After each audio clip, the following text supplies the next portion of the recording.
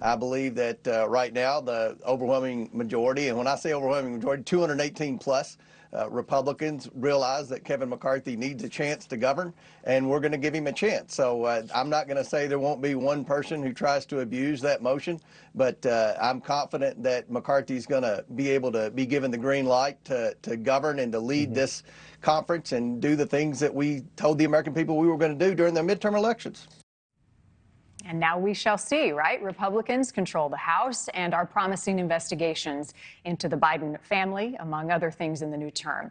How difficult, though, will it be to govern, to get things done after what was a tumultuous week of votes to approve Kevin McCarthy finally as the House Speaker? McCarthy made a number of concessions to secure those votes, including rule changes that could complicate governing, especially in the context of a divided government. Rina Shah is with us this morning. She's a Republican and geopolitical strategist to talk more about how Congress gets things done in the new year. Rina, great to see you this morning. Thank you. So talk about the biggest concession you think, the most significant one made by Kevin McCarthy to get the votes he needed.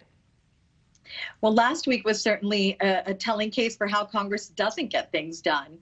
In all my years in politics, coming up on 2 decades now, and people who are far more seasoned political strategists, nobody could have predicted how everything shook out last week for Kevin McCarthy. It was a once-in-a-century embarrassment, as it's been called. And I think it didn't just look bad for the Republican Party, it really looked bad for our nation overall, because it looked as if the people tasked with governing us, the people we've trusted to elect, the people we've elected and trusted to represent us in government, couldn't govern themselves. Now, of course, this was just the Republicans in the House.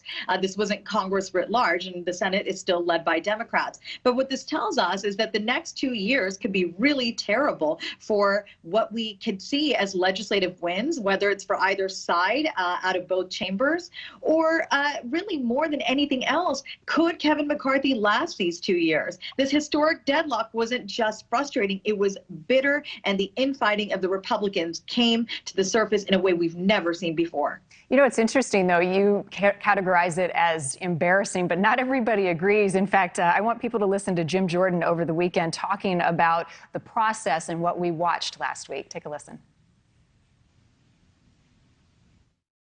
So sometimes democracy is messy, but I would argue that's exactly how the founders intended it. They wanted real debate, real input from all people, and then you get a decision. And whether it's 1 vote or 15 votes, Kevin McCarthy is still Speaker of the House. I've seen all kinds of games go into extra innings and overtime. That's just how it works. What I do know is this: we will come together to deal with how radical the left now has made the Democrat Party. Is this what the founders intended? It worked just as it should, to have this disagreement in the final hours? Well, I served 2 Republican members of Congress in the House as a senior aide for a few years, and that was back during the height of the financial crisis. And I spent some time on Capitol Hill during a time where many of our fellow Americans would say it was a tough time. But this era, particularly in these past 5 years, we've seen Congress not only increase its disapproval ratings, but really been hyper-polarized to the point where, you don't hear many pro-democracy arguments coming from the right side of the aisle anymore. And for somebody who's made their career in the Republican Party like me, that's a tough thing to see. So I find it kind of hypocritical for some of these Republicans to say, oh, democracy is messy. This was wonderful how it played out, despite how awful or awkward it may have looked to many people outside the Republican Party, or even to fellow Republicans. We got the job done. Well, it's funny how they want to rely on that argument now and really try to save face. But for many months, they really didn't seem to care about democracy. Here we sit in a moment where they're now pivoting back to the playbook that's been there in the Trump era, and particularly now that I hear all the time, and it's demonizing the Democrats. What they need to do is to stop talking about how they're going to investigate everything and get legislation passed for the American people, because there are millennial Republicans that I talk to all the time that are getting frustrated by how Congress never seems to serve us. And that's a sort of statement that we could make and paint with a broad brush, both parties.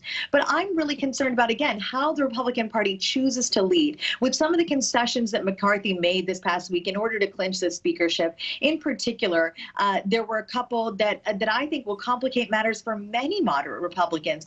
And this is the most important thing to note, is some of these concessions we know of, but others were just a handshake, and we won't know what he promised some of these members until a few more weeks pass. That is not particularly good for democracy. Well, we know at the end of the day, he did give up some power with that ability for one member to force a vote to remove the Speaker of the House. So we'll see how that goes. And other issues that we expect them to talk about, in addition to investigations, raising the debt limit, capping government spending. So there's a lot of governing to do. Rina Shah, thank you, Republican and geopolitical strategist. We're out of time. We'll have you back. Certainly. Thank you so much. All right. When we return.